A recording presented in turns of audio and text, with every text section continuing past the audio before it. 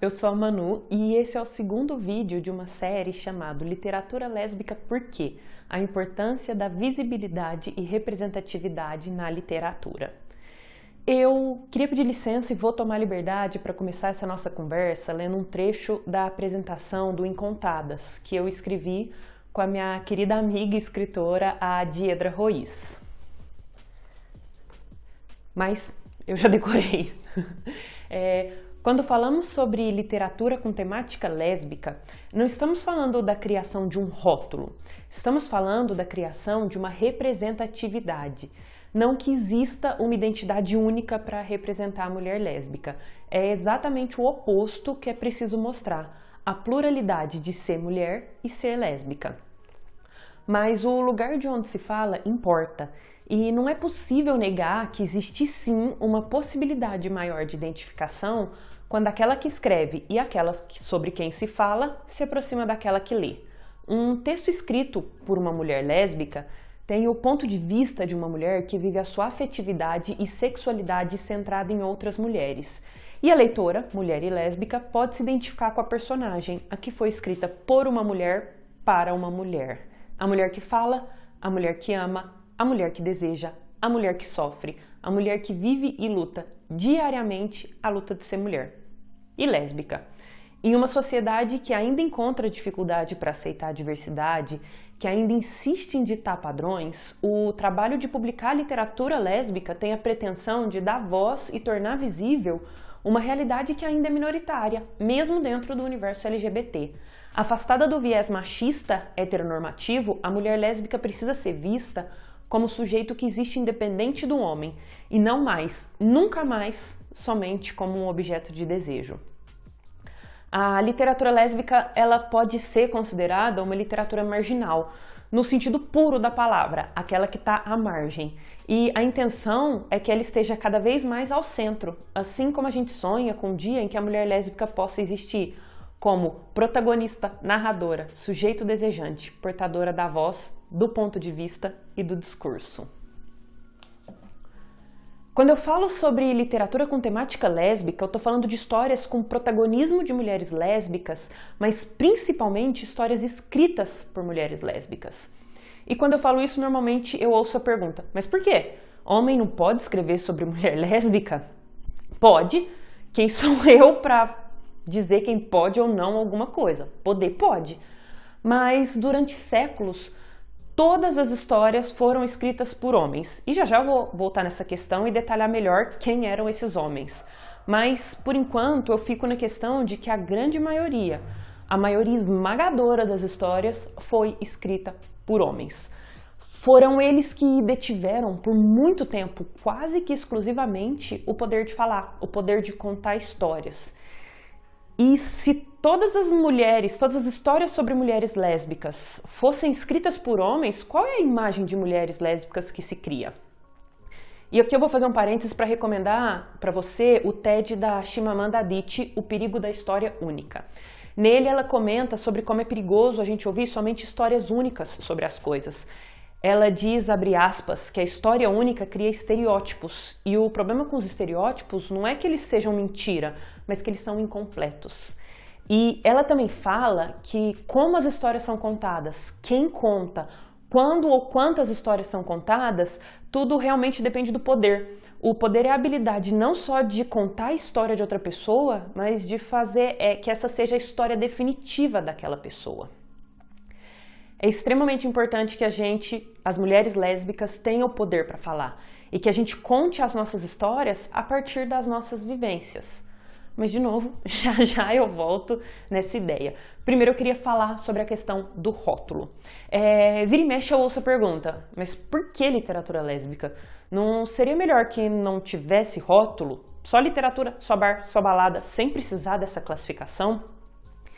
E nem sempre quem me pergunta isso faz num tom de crítica. Muitas vezes sim, mas nem sempre, e mesmo quando é em tom de crítica, eu tento apelar para o meu lado paciente pedagógico. Mas às vezes a pessoa pergunta isso com maior respeito e boa vontade. E toda vez eu respondo a mesma coisa. Seria ideal. Seria ideal que qualquer pessoa pudesse existir sem a necessidade de classificar. e que nessa existência ninguém corresse risco simplesmente por ser quem é. Mas o nosso mundo não é ideal. Ele é LGBTfóbico, machista, racista, elitista, classicista, etc. Seria lindo que eu pudesse ir em qualquer bar sem correr o risco de receber olhares condenadores, na melhor das hipóteses, ou até mesmo uma agressão. Mas, infelizmente, quando não há classificação, não há espaço.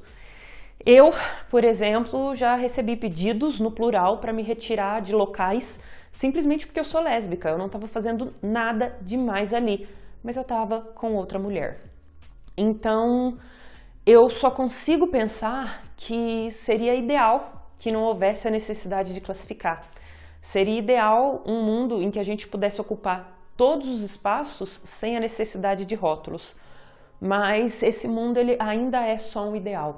E se a gente não rotular agora, não vai ter espaço para a existência e muito menos para a literatura. E por que eu me atrevo a dizer que não teríamos espaço para a literatura? Agora eu vou voltar naquelas questões que eu falei no começo desse vídeo. Uma pesquisa desenvolvida pela professora Regina Del Castanhe na UNB, a Universidade de Brasília. Ela mostra o perfil do escritor publicado nas grandes editoras brasileiras. A pesquisa estudou entre 1990 e 2004 as principais editoras do Brasil e concluiu que o perfil do escritor publicado no Brasil é homem, heterossexual, branco. E outras características que já dá pra gente imaginar, né?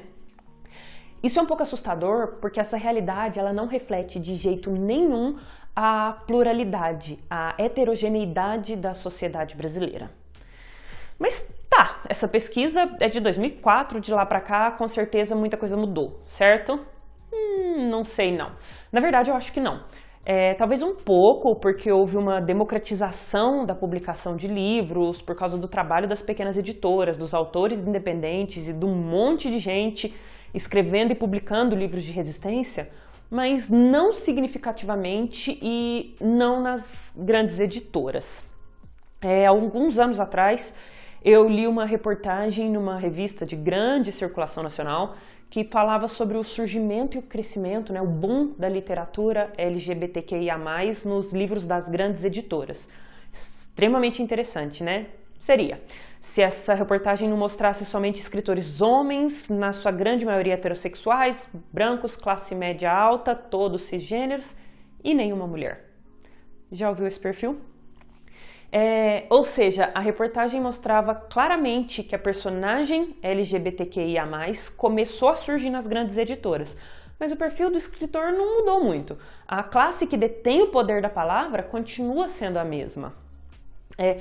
A gente precisa entender que a gente precisa começar a ouvir outras vozes. O poder de fala ele precisa estar com quem vive aquilo que está sendo falado, e isso muda tudo.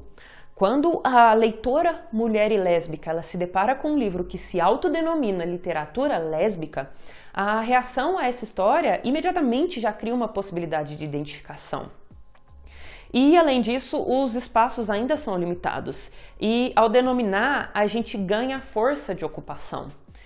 Então, na busca por uma identificação, na busca por ocupação de espaços, na busca principalmente pelo direito à voz e ao discurso, denominar a literatura de literatura lésbica impulsiona a obra e faz com que ela chegue nas pessoas que precisam dela.